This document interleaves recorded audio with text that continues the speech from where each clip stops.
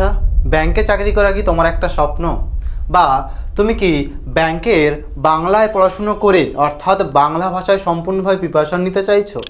বা সামনে তোমার যদি ব্যাংকের প্রস্তুতি নিয়েই থাকো, কোন পরীক্ষা আসতে চলেছে? ঠিক তেমনই একটা নোটিফিকেশান নিয়ে আজকে তোমার সামনে আমি হাজির হয়ে গেছি। সবাইকে ওয়েলকাম টু BSSCI ব্যাংকিং।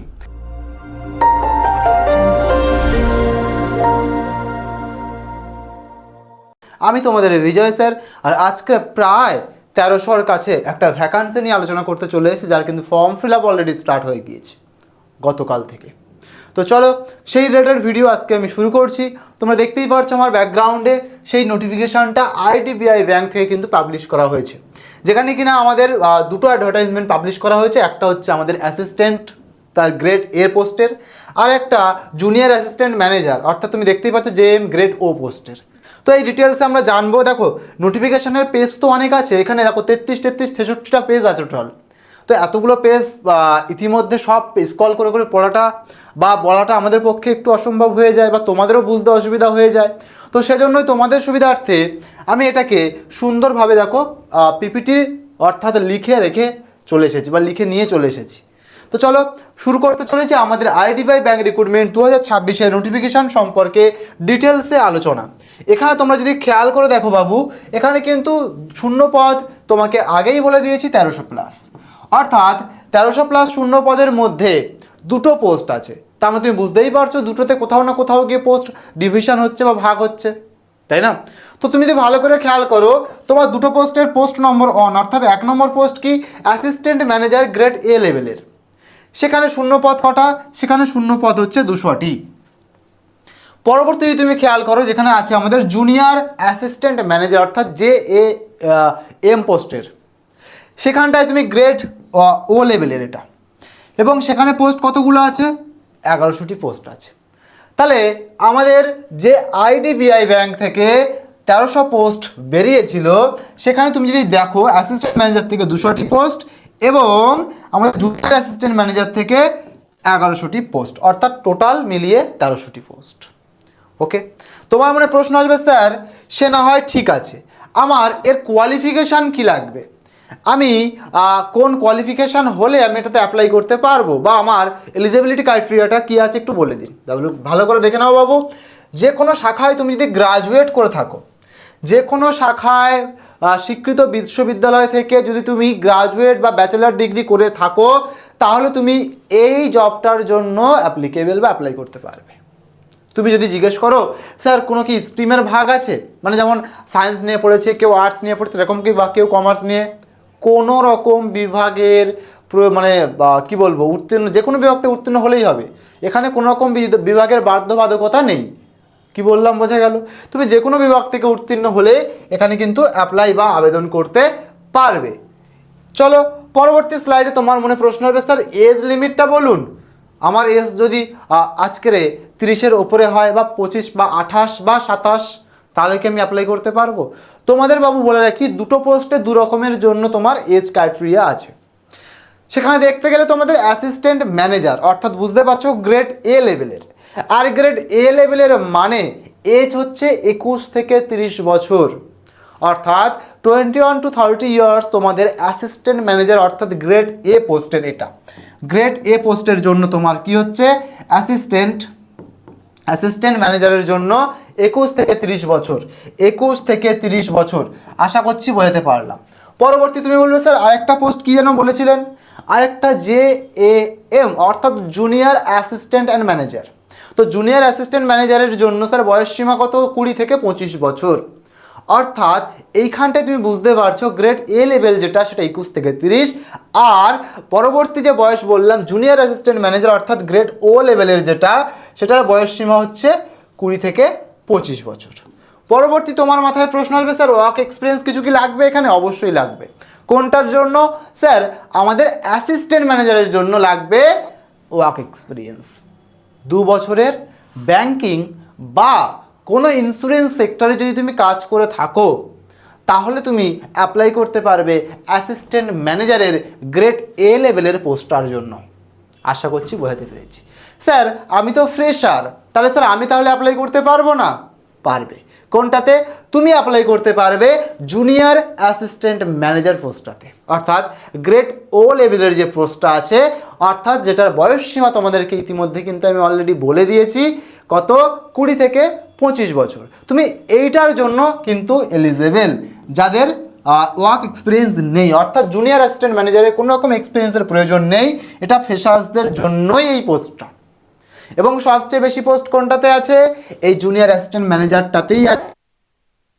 কি বললাম? তাহলে 1100 পোস্ট ছিল, আর এটার জন্য ছিল কত? 200টা পোস্ট, তাই কি না? তাহলে আমরা যারা ফ্রেশার্স, তাই না, তারা কিন্তু এইখানটাতে টার্গেট করতেই পারো। তোমরা বলবে ইতিমধ্যে, স্যার সিলেকশন প্রসেসটা কি? এখানে কি শুধুমাত্র ইন্টারভিউ হবে, নাকি কোনো রকম শুধুমাত্র ইন্টারভিউ আর ডকুমেন্ট ভেরিফিকেশন হবে, নাকি কোনো এক্সাম হবে? অবশ্যই হবে। যেমনভাবে যেহেতু এটা অফিসিয়ালি পাবলিশ করা হয়েছে নোটিফিকেশানটা, সেখানে পুরোপুরি বলা আছে, তোমাদের নোটিফিকেশানটা একটু পরে আমি দেখাবো, তখন তোমরা বুঝতে পারবে।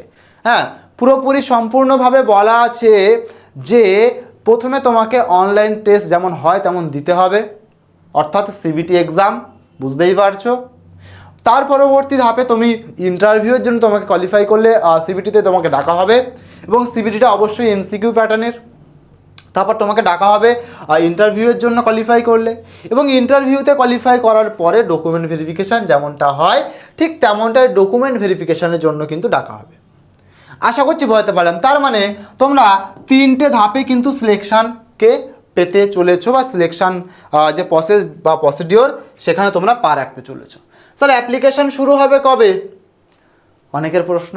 আর ভিডিওতেই আমি অলরেডি ইতিমধ্যে বলে দিয়েছি, অ্যাপ্লিকেশান শুরু হয়ে গেছে, অর্থাৎ শুরুর ডেট ছিল 8 মার্চ, অর্থাৎ 8ই মার্চ থেকে কিন্তু অ্যাপ্লিকেশান স্টার্টের ডেট ছিল, আর অ্যাপ্লিকেশান অলরেডি শুরু হয়ে গেছে গতকাল থেকে অলরেডি কিন্তু অ্যাপ্লিকেশান শুরু হয়ে গিয়েছে। তো তোমরা যদি এবার দেখতে চাও, তোমাদের উদ্দেশ্যে আমি একটুখানি দেখাতে চাইবো। দেখো, এটাই আমরা বলেছিলাম কি, JAM পোস্ট, এবং সেখানে দেখো সমস্ত কিছু মিলিয়ে টোটাল ভ্যাকান্সি, টেন্টেটিভ ভ্যাকান্সি বলে এরকম দিয়ে দিয়েছে, দেখতেই পাচ্ছ। পুরো জোন ওয়াইজ এখানটায় দেখতে পাচ্ছ, জোন এইগুলো স্টেট, জোন, ল্যাঙ্গুয়েজ সমস্ত কিছু দিয়ে দেখতেই পাচ্ছ এইখানটাতে ভ্যাকান্সি, যেটা আমরা তোমাদেরকে ইতিমধ্যে বলে দিয়েছি যে 1100, দেখতেই পাচ্ছ 1100টা ভ্যাকান্সি। ওকে, চলো পরবর্তী স্লাইড দেখি। দেখো যা যা বলেছি, দেখো কোথায় কোন জোনে কোন ক্যাটাগরি ওয়াইজও ভাগ করে দিয়েছে, দিয়ে কিন্তু বাবু জোনটাকে ডিভিশন করে লিখে দিয়েছে। তো তোমরা এটা নোটিফিকেশানটা ডাউনলোড করে অবশ্যই দেখে নেবে, ঠিক আছে। এখানে নিয়ে আমি কিছু বললাম না, এডুকেশন কোয়ালিফিকেশান অলরেডি বলে দিয়েছি, এজ ক্রাইটেরিয়া অলরেডি বলে দিয়েছি, এখান থেকে তোমরা আরেকবার তবুও দেখে নিতে পারো, ঠিক আছে। পরবর্তী তোমাদের যে কোশ্চেনটা আসবে আমি সেটা দেখাতে চাইবো, ঠিক আছে। তো দেখো অ্যাপ্লিকেশান ডেট শুরু হয়ে গেছে বলেছি, মার্চের 8 থেকে 19 তারিখ পর্যন্ত চলবে, এবং tentative date of online test পরীক্ষার এপ্রিলের 12 তারিখ সম্ভাব্য একটা ডেট তোমাকে কিন্তু এখানে বলে দিয়েছে এরা নোটিফিকেশানটাতে, ঠিক আছে। চলো পরবর্তী দেখো, তোমাদের মনে যে প্রশ্নটা আসবে, স্যার সমস্ত কিছু ঠিক আছে, স্যার আমার সিলেবাসটা একটু বলুন, আমার সিলেবাস সম্বন্ধে একটু স্যার ডাউট আছে, সিলেবাসটা বলুন।